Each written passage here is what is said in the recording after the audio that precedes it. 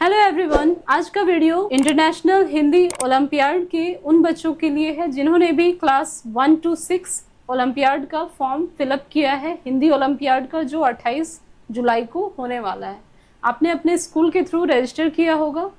तो आज हम लोग डिस्कस करेंगे इंटरनेशनल हिंदी ओलंपियाड में किस तरह के प्रश्न पूछे जाते हैं, है ना। तो ये आपका सैम्पल पेपर है, कैसे क्वेश्चन पूछे जाते हैं। जो भी हमारा हिंदी व्याकरण का टॉपिक है, वर्ण क्या है, भाषा क्या है, संज्ञा सर्वनाम विशेषण काल कारक क्या है, क्रिया विशेषण क्या है, तो ये सारे आपके ऐसे सिलेबस हैं जो आपके हिंदी व्याकरण के बुक्स में है, जो आपने अपने क्लास में पढ़ा है। और उससे रिलेटेड मल्टीपल चॉइस क्वेश्चन कैसे पूछे जाते हैं ओलंपियाड में, है ना।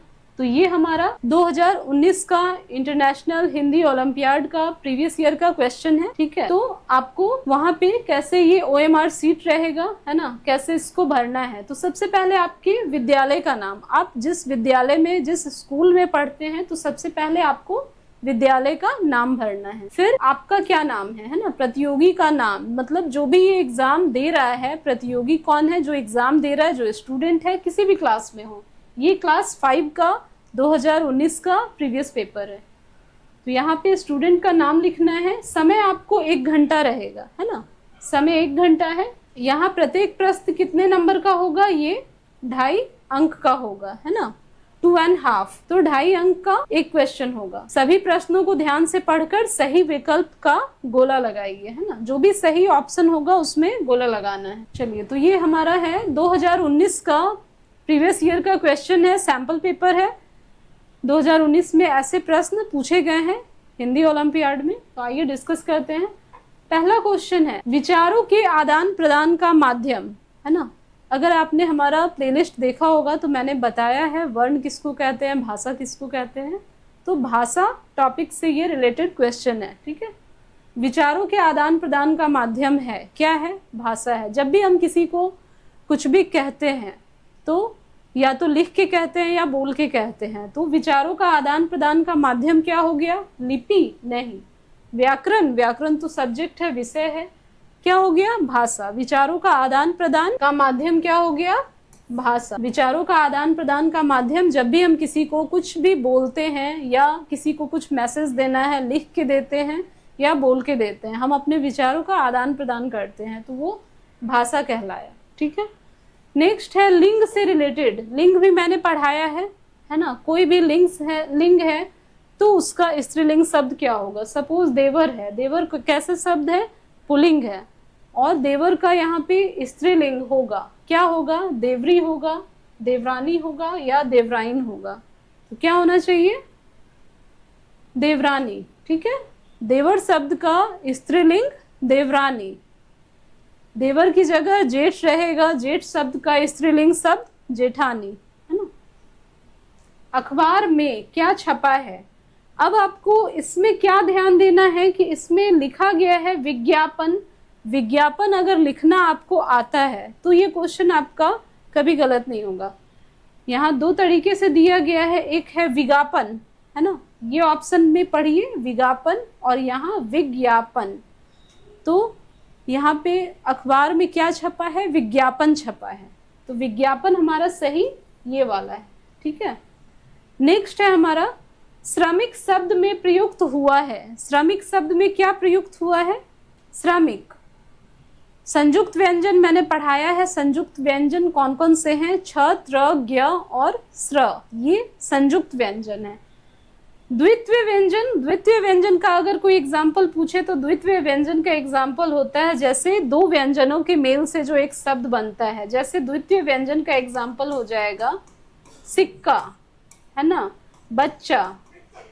ऐसे शब्द आपको मिले तो द्वित्वीय व्यंजन कहलाएगा। लेकिन श्रमिक में क्या है, कौन सा व्यंजन यूज हुआ है, तो ये जो स्र दिख रहा है ये क्या है, संयुक्त व्यंजन है, ठीक है।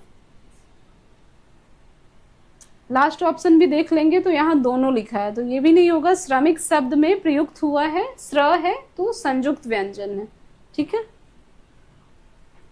नेक्स्ट है आपका स्वतंत्र का विलोम शब्द है परतंत्र। स्वतंत्र का विलोम शब्द है परतंत्र, तो आकाश का विलोम शब्द क्या होगा, स्वतंत्र का विलोम शब्द परतंत्र, आकाश का विलोम शब्द पाताल होगा, पता है आप लोग को। पड़ताल तो कोई वर्ड नहीं है, पाताल, पाताल तो पताल नहीं होता है ना। आकाश का विलोम शब्द पाताल है, यहाँ क्या होगा, पाताल। और आपको क्या करना है, आपको एक OMR सीट मिलेगी, उसमें क्या करना है कि आपको ये ऐसा फिलअप कर देना है, ये पूरी तरीके से फिलअप होना चाहिए, ठीक है।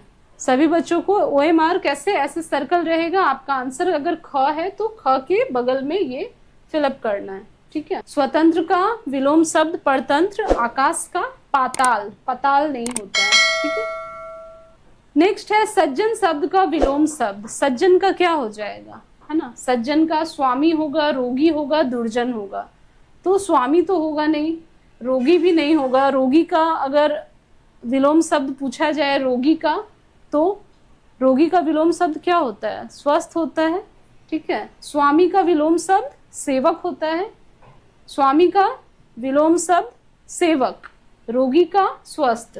दुर्जन का विलोम शब्द सज्जन, तो यहाँ पे सज्जन शब्द का विलोम शब्द पूछा गया, तो सज्जन का क्या होगा, दुर्जन, है ना ये। अब नेक्स्ट है, आज मैंने 3 डैश पढ़ी, कविताएं, कविताएं, कविताएं। ये तीनों आपका वही लिखा है, कविताएं, कविताएं और कविताएं। अगर आपको मात्राओं की सही जानकारी है कि कविता का बहुवचन क्या होता है, कविताएं होता है, तो कविताएं कैसे हमें लिखना है, तो आज मैंने 3 कविताएं पढ़ी, है ना। आज मैंने 3 कविताएं पढ़ी। नेक्स्ट है आपका व प्लस छोटी ई या हर्षई प्लस स प्लस व प्लस अ के लिए उचित विकल्प होगा। अगर आपने अपने क्लास में वर्ण विच्छेद और वर्ण संयोजन पढ़ा है तो ये क्वेश्चन आपका गलत नहीं होगा। वैश्व है, वैश्व है और विश्व है, ठीक है। तो वर्ण संयोजन आपने अगर पढ़ा है तो इसका सही विकल्प क्या होगा, विश्व होगा, ठीक है। विश्व क्यों होगा, क्योंकि व प्लस व जोर छोटी ई की मात्रा, तो ये विश्व में हमें दिख रहा है कि ये छोटी ई की मात्रा है, वी की व के ऊपर छोटी ई की मात्रा, तो वी हो गया और ये श हो गया, मतलब आधा श, फिर व है, फिर अ है ना, तो विश्व हो गया। चलिए अब हम लोग नेक्स्ट बढ़ते हैं। प्रणय शब्द का उचित वर्ण विच्छेद, है ना। प्रणय, प जोर अ जोर र जोर न जोर अ जोर य प्लस अ, है ना। प्रणय शब्द का उचित वर्ण विच्छेद, प और र मिलके प्र बना है ना। और न में भी क्या है, प्र, प जोर र जोर अ मिलके प्र बना, फिर न, फिर य भी व्यंजन है और उसमें क्या है, स्वर मिला हुआ है, प्रणय। तो आपका यहाँ सही विकल्प ख होगा। प्र, प जोर र जोर अ, प्र हो गया, न जोर य, न, है ना, और य, प्र न य, आपका करेक्ट ऑप्शन। रमेश उदाहरण है, किसका है, संज्ञा मैंने पढ़ाया है, अगर आप लोगों ने प्लेलिस्ट देखा होगा तो मैंने बताया है व्यक्तिवाचक संज्ञा, मतलब किसी पर्टिकुलर इंसान के बारे में बात हो रही है, व्यक्तिवाचक संज्ञा, किसी पर्टिकुलर स्थान के बारे में बात हो रही है, व्यक्तिवाचक संज्ञा, है ना। जातिवाचक मतलब किसी समूह के बारे में बात हो रहा है। तो यहाँ पे रमेश आपको पढ़ने से ही क्या लग रहा है, रमेश कैसा संज्ञा है, जातिवाचक है, कौन व्यक्तिवाचक है या भाववाचक है। तो जातिवाचक मैंने बताया कि समूह की बात हो रही है। अगर यहाँ पे लड़का रहता, लड़की रहता, नदी रहता, शहर रहता, तो ये जातिवाचक है। यहाँ पे क्या है, रमेश एक नाम है, किसका नाम है, किसी लड़का का नाम है, तो ये कौन सा संज्ञा हुआ, व्यक्तिवाचक संज्ञा, है ना, ख, ठीक है। अगर लड़का, लड़की, नदी, शहर कुछ भी रहता तो वो जातिवाचक होता। अगर बुढ़ापा, मित्रता, खुशी, बचपन ये सब होता तो भाववाचक संज्ञा होता, ठीक है। अब बात करेंगे बूढ़ा शब्द से भाववाचक संज्ञा बनेगी। देखिए अभी आ गया ये क्वेश्चन, बूढ़ा शब्द से कौन सा भाववाचक संज्ञा बनेगी, बूढ़ी, बूढ़ा, बूढ़ी, तो ये क्या हो गया, बूढ़ा शब्द का ये स्त्रीलिंग शब्द है, बूढ़ी, है ना, बुढ़ापा और बुढ़ाना, ठीक है। तो बूढ़ा शब्द से भाववाचक संज्ञा, भाव का पता चलता है, तो बुढ़ापा। ठीक है, बूढ़ा शब्द का अगर स्त्रीलिंग पूछा जाए तो बूढ़ी होगा, अगर बूढ़ा शब्द का भाववाचक संज्ञा पूछा जाए तो बुढ़ापा होगा। ठीक है, गुण भाव दोष का पता चलना भाववाचक संज्ञा है। नेक्स्ट है आपका क्वेश्चन, कल मैंने अपने मित्र से भेंट की, रेखांकित शब्द का सही उत्तर बताइए। भेंट का मतलब क्या होता है? यहाँ पे है मित्र से भेंट की, मित्र से भेंट की। ठीक है, अगर किसी को भेंट देना मतलब किसी को गिफ्ट देना, उपहार देना, लेकिन यहाँ पे सेंटेंस आपको अच्छे से पढ़ना है। कल मैंने अपने मित्र से भेंट की, रेखांकित शब्द का सही उत्तर बताइए। तो भेंट के नीचे ये रेखांकित है ना, अंडरलाइन है, तो आपको क्या बताना है यहाँ पे? पहला ऑप्शन है मुलाकात, दूसरा उपहार या दोनों। ठीक है, तो रेखांकित शब्द का आपको सही उत्तर बताना है। तो अगर भेंट का दोनों मतलब होता है, उपहार देना भी और किसी से मुलाकात करना, लेकिन यहाँ जब हम वाक्य पढ़ेंगे कल मैंने अपने मित्र से भेंट की, तो यहाँ पे उपहार वाला ऑप्शन गलत हो जाता है। ठीक है, तो यहाँ पे हमारा करेक्ट ऑप्शन मुलाकात होगा। ठीक है, भेंट करना मतलब किसी को उपहार देना भी होता है और मुलाकात करना भी, लेकिन जब हम पूरा वाक्य पढ़ते हैं तो हमें पता चलता है हमने अपने दोस्त से मुलाकात की, है ना। तो सही ऑप्शन क होगा। अब आपका है, चिड़ियाखाना में नाना प्रकार के जीव जंतु हैं। नाना प्रकार का मतलब यहाँ नाना नानी से नहीं है, नाना प्रकार मतलब अनेक प्रकार, है ना। जब भी आप जू गए होंगे, चिड़ियाखाना गए होंगे, अनेक जीव जंतु देखते हैं। ठीक है, तो वहाँ पे हिंदी वर्ड एक है नाना प्रकार। नाना प्रकार का मतलब क्या होता है? अनेक प्रकार। ठीक है, अलका साइकिल से आई, है ना, अलका साइकिल से आई, ये किसका क्वेश्चन है? ऑप्शन देखिए, आपादान कारक, ख है कर्म कारक और ग है करण कारक। तो किसी चीज से आना या फिर किसी चीज से, जैसे चाकू से फल काटो, है ना, बिना चाकू के फल काट नहीं सकते, तो किसी चीज की हेल्प लेके, तो वहां पे हम करण कारक यूज करते हैं, है ना। कर्ता ने कर्म को करण से, ये विभक्ति चिन्ह है कारक का, मैंने वीडियो में पढ़ाया है कारक क्या है, कारक के विभक्ति चिन्ह क्या है, उदाहरण कैसे हैं। तो यहाँ पे आपसे क्वेश्चन में पूछा है अलका साइकिल से आई, है ना, किस चीज से आई? साइकिल से, तो ये करण कारक है। ठीक है, अब है नेक्स्ट आपका, निकिता कहानियों की पुस्तक पढ़ रही है। निकिता कहानियों की पुस्तक पढ़ रही है, संप्रदान कारक है, संबंध कारक है या आपादान कारक है? कारक के विभक्ति चिन्ह आपको याद होगा, कर्ता ने कर्म को करण से, संप्रदान के लिए, है ना, आपादान से, संबंध का के की। ठीक है, संबंध का के की। तो यहाँ हमें क्या दिख रहा है? यहाँ हमें दिख रहा है कहानियों की पुस्तक पढ़ रही है। ठीक है, किस चीज की? स्टोरी बुक पढ़ रही है, कहानियों की पुस्तक पढ़ रही है। संप्रदान का विभक्ति चिन्ह क्या होता है? के लिए होता है, जो कि के लिए यहाँ पे नहीं है। आपादान का से होता है विभक्ति चिन्ह, तो यहाँ पे संबंध कारक, है ना, संबंध कारक यहाँ करेक्ट ऑप्शन होगा। ठीक है, क्यों होगा?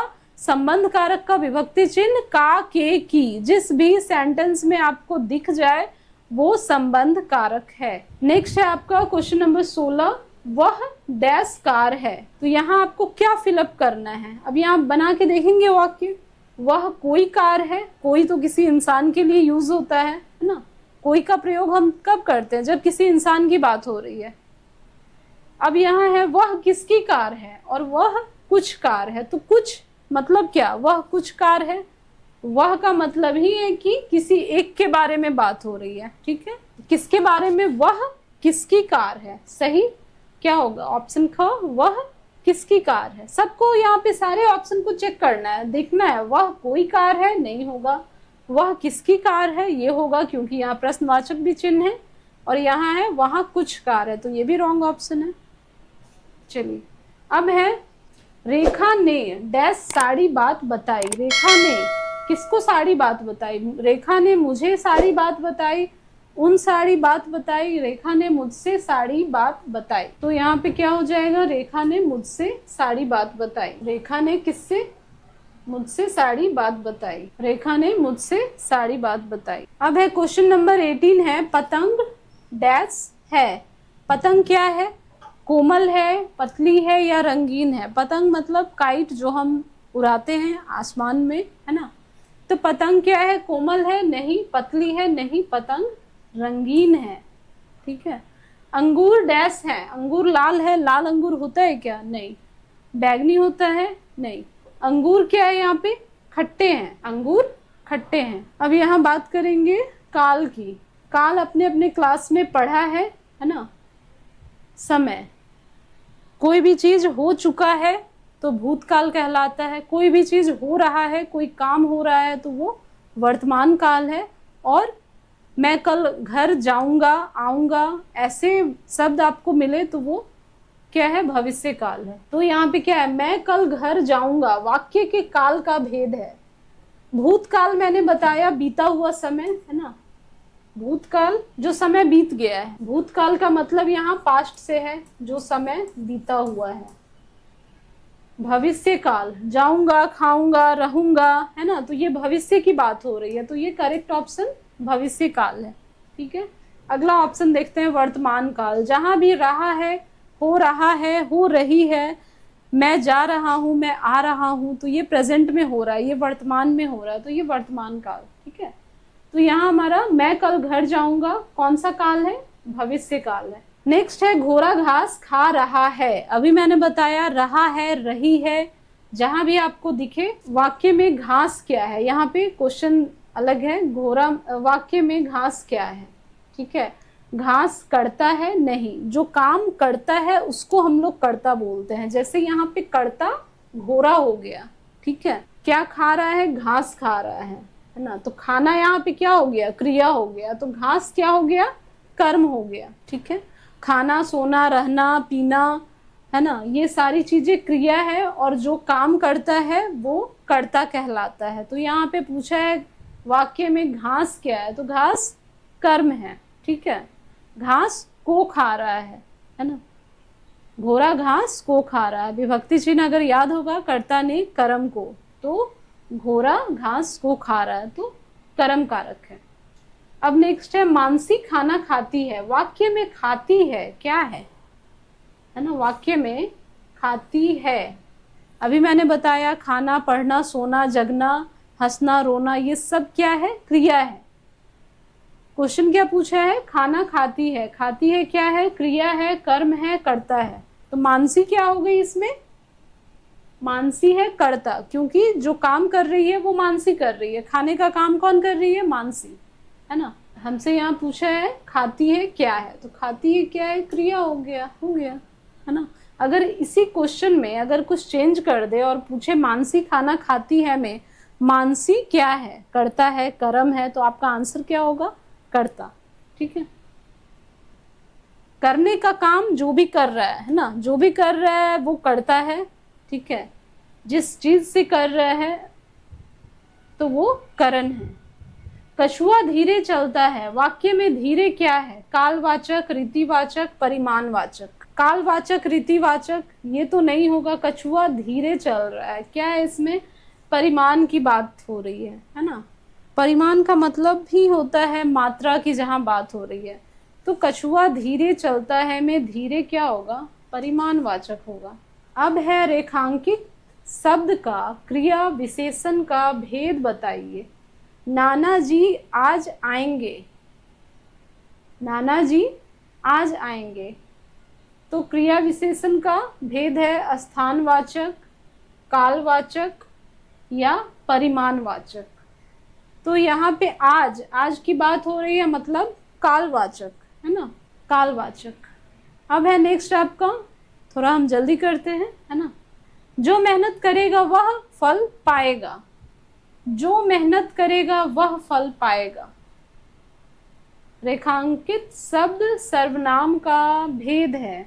किस सर्वनाम का भेद है, संबंधवाचक, निजवाचक या प्रश्नवाचक। तो जो मेहनत करेगा वह फल पाएगा। ये वाक्य पढ़ने से प्रश्नवाचक तो नहीं लग रहा है। फिर है संबंधवाचक। निजवाचक मतलब उसके बारे में ही बात हो रहा है, जो मेहनत करेगा वो फल पाएगा, तो ये निजवाचक सर्वनाम का भेद है। ठीक है, अब नेक्स्ट है आपका क्वेश्चन, दिवाली का त्योहार कौन से मंथ में आता है? श्रावण, कार्तिक या आश्विन, है ना। श्रावण का मतलब होता है, ये हिंदी शब्द है, सावन का महीना, है ना। तो दिवाली का त्योहार कब आता है? कार्तिक महीने में आता है, जब दशहरा के बाद क्या है, दिवाली है, छठ पूजा है, तो दिवाली का त्योहार कार्तिक महीने में, है ना, कार्तिक महीने में। नेक्स्ट है, श्रावण मास की पूर्णिमा के दिन क्या मनाते हैं? श्रावण, यानी श्रावण से यहाँ क्या मतलब है? श्रावण का मतलब सावन, है ना। रक्षाबंधन कब मनाते हैं? सावन की पूर्णिमा के दिन हम लोग रक्षाबंधन मनाते हैं। ठीक है, तो ऑप्शन ग। शहर में रहने वाले के लिए एक शब्द बताइए। जो लोग शहर में रहते हैं उनको हम क्या बोलते हैं? सुनार। सुनार बोलते हैं क्या? नहीं। सोना चांदी का जो व्यापार करते हैं उनको हम लोग सुनार बोलते हैं। शहरी या किसान, किसान जो खेतों में अन्न उपजाते हैं वो किसान है। तो शहर में रहने वाले के लिए एक शब्द क्या होगा? शहरी। नेक्स्ट है आपका, गीता गाना गाती है। वाक्य में गीता क्या है? देखिए, अभी मैंने बताया था मानसी वाला जब हम लोग पढ़ रहे थे, यहाँ पे गीता गाना गाती है। गीता क्या है? गीता क्या है? कर्ता कारक है। यहाँ पे गीता क्या है? कर्ता है, क्योंकि गाना गाने का काम कौन कर रही है? गीता कर रही है, तो कर्ता कारक है। ठीक है, 40 से पहले की संख्या। अब ये क्वेश्चन ऐसा है कि आप लोग सभी 1 से 100 तक की गिनती इंग्लिश में कर लेते हैं, लेकिन आपको हिंदी में गिनती करना आना चाहिए, क्योंकि गिनती से रिलेटेड 1 या 2 क्वेश्चन ओलंपियाड में हर साल पूछे जाते हैं, और ये भी आपका 2019 का क्वेश्चन है।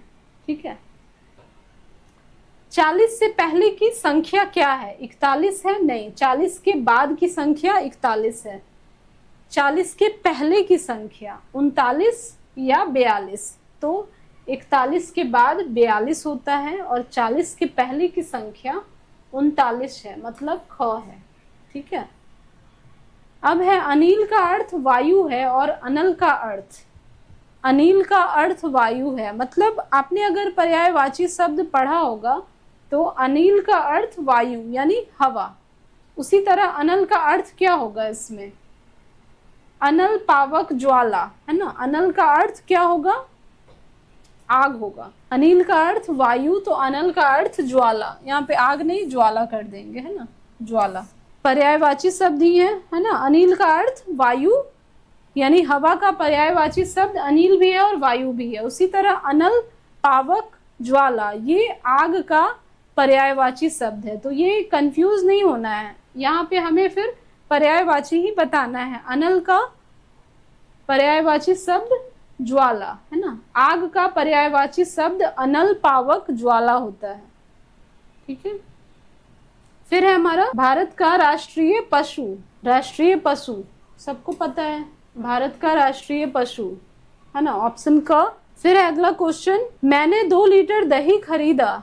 यहाँ पे क्या हो रहा है? 2 लीटर दही खरीदा। यहाँ दही शब्द है, दही क्या है? यहाँ दही शब्द एक वचन है, बहुवचन है, या कोई नहीं है ना।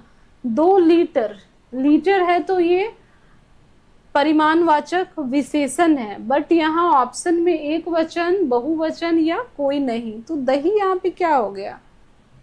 दही भी खाने की चीज है, वस्तु है कोई, तो यहाँ पे एक वचन, बहुवचन नहीं होगा, यहाँ पे कोई नहीं होगा। ठीक है, अगला क्वेश्चन है 34। बच्चे चुटकुला सुनकर, पहला है हंस पड़े, हंस पड़े या हंसना पड़े। तो बच्चे चुटकुला सुनकर हंस पड़े, बच्चे चुटकुला सुनकर हंस पड़े। पेड़ से डैश टूटकर गिर गया। क्या गिर गया? पत्ता, पत्ता, टहनी। तो क्या होगा? पत्ता, है ना। पता मतलब यहाँ पे ये एड्रेस की बात हो रही है, किसी के पता की बात हो रही है, एड्रेस की बात हो रही है। पत्ता हम ऐसे लिखते हैं, है ना, आधा त और पूरा त। ये कैसा व्यंजन है? पत्ता, पत्ता, बच्चा, कच्चा, ये द्वितीय व्यंजन है ना। अब ये गद्यांश है। अब इसको, गद्यांश को पढ़कर गद्यांश को पढ़कर आपको क्या करना है कि ये अच्छे से पढ़ना है और इससे रिलेटेड आपको नीचे प्रश्न दिए गए हैं, उसको सॉल्व करना है। हर एग्जाम में गद्यांश जरूर आता है, उससे रिलेटेड 2-4 क्वेश्चन रहते हैं ताकि बच्चे इस छोटे से गद्यांश को पढ़ के इनका आंसर करें, है ना। एक लड़का था, वह बहुत सच्चा और ईमानदार था। तो यहाँ पे पूछा है लड़के का स्वभाव कैसा था, तो बहुत सच्चा और ईमानदार था। ठीक है, लड़का बहुत सच्चा और ईमानदार था, है ना। अगला क्वेश्चन है, अगला है लड़के को क्या अच्छा लगता था। तो यहाँ पे लड़के को क्या अच्छा लगता था, कहानी हम पढ़ रहे हैं। लड़के को सेब बहुत पसंद थे, तो लड़के को पड़ोसी पसंद थे, सेब पसंद था या फल पसंद था। आंसर क्या होगा, सेब, सेब पसंद था। ठीक है, अब क्या है, उसने उसको हाथ तक नहीं लगाया, देखा सेब ज्यों के त्यों है। लड़के ने पूछा तुम्हें सेब नहीं पसंद आया, मुझे सेब पसंद है। पड़ोसी आश्चर्यचकित होकर बोला तुमने क्यों नहीं। लड़का, पड़ोसी ने लौटकर क्या देखा, पड़ोसी ने लौटकर क्या देखा, क्या देखा था। पड़ोसी लौटा तो देखा सारे सेब, है ना। पड़ोसी ने लौट के क्या देखा, सारे सेब ज्यों के त्यों रखे हैं, है ना। तो ज्यों के त्यों रखे हैं। ठीक है, अब क्या है, आगे बढ़ते हैं। पड़ोसी ने लौटकर क्या देखा, सारे सेब ज्यों के त्यों रखे हैं। ठीक है, लड़के ने सेब उठाकर क्यों नहीं खाया। लड़के ने सेब उठाकर क्यों नहीं खाया, देखते हैं। कोई देखने वाला तो था नहीं इसमें, इससे क्या हुआ। लड़के ने कहा कोई दूसरे देखने वाला हो या ना हो, मैं तो देख रहा था, मैं अपने को बेईमानी करते नहीं देख सकता था। तो यहाँ पे आपका आंसर क्या होगा, क्योंकि वह ईमानदार था, उसे लगा कोई उसे देख लेगा नहीं, वह सेब खाना भूल गया नहीं, क्योंकि वह ईमानदार था। ठीक है, ईमानदार था, वो अपने आप के साथ बेईमानी नहीं करना चाहता, तो वो ईमानदार था। ठीक है, तो ऑप्शन ग। बढ़िया शब्द का उचित विलोम शब्द क्या है। विलोम शब्द का मतलब होता है उल्टा शब्द, है ना। इंग्लिश में बोलते हैं ना अपोजिट वर्ड। तो यहाँ पे बढ़िया शब्द का मतलब है कि कोई भी चीज बहुत अच्छा है ना। तो बढ़िया बेकार तो नहीं होगा उसका विलोम शब्द। बढ़िया शब्द का उचित विलोम शब्द है घटिया। ठीक है, उचित विलोम। बढ़िया का उचित विलोम व्यर्थ, बेकार ये नहीं होगा। बढ़िया मतलब घटिया, है ना। बढ़िया का विलोम शब्द घटिया। तो ये कुछ 40 क्वेश्चन थे जो 2019 के हिंदी ओलंपियाड में पूछे गए हैं। और अभी तक आपने देखा होगा कि जो भी टॉपिक मैंने पढ़ाया है, वर्ण क्या है, भाषा क्या है, संज्ञा, सर्वनाम, विशेषण, काल, इन सब से रिलेटेड 1 या 2 क्वेश्चन हर साल पूछे जाते हैं। तो प्लेलिस्ट आप लोग जरूर देखिए, पूरा देखिए। और नेक्स्ट वीडियो में हम लोग और भी प्रीवियस ईयर के सैम्पल पेपर डिस्कस करेंगे, जिससे आपके और भी डाउट्स जो भी होंगे क्लियर होंगे। और आप कोई भी आपके मन में डाउट है किसी टॉपिक से रिलेटेड और कुछ प्रश्न पूछना चाहते हैं, तो कमेंट सेक्शन में हमें ज़रूर बताएं, हम उसको सॉल्व करेंगे। तो मिलते हैं हम लोग नेक्स्ट वीडियो में। न्यू सैम्पल पेपर डिस्कस करेंगे, जो भी प्रीवियस ओलंपियाड में पूछे गए हैं वैसे क्वेश्चन हम लोग डिस्कस करेंगे। आई होप आज का ये सेशन आप लोग को पसंद आया होगा। वीडियो पसंद आ रहा है, वीडियो को लाइक करें, चैनल को सब्सक्राइब करें, वीडियो को ज़्यादा से ज़्यादा शेयर करें। Thank you.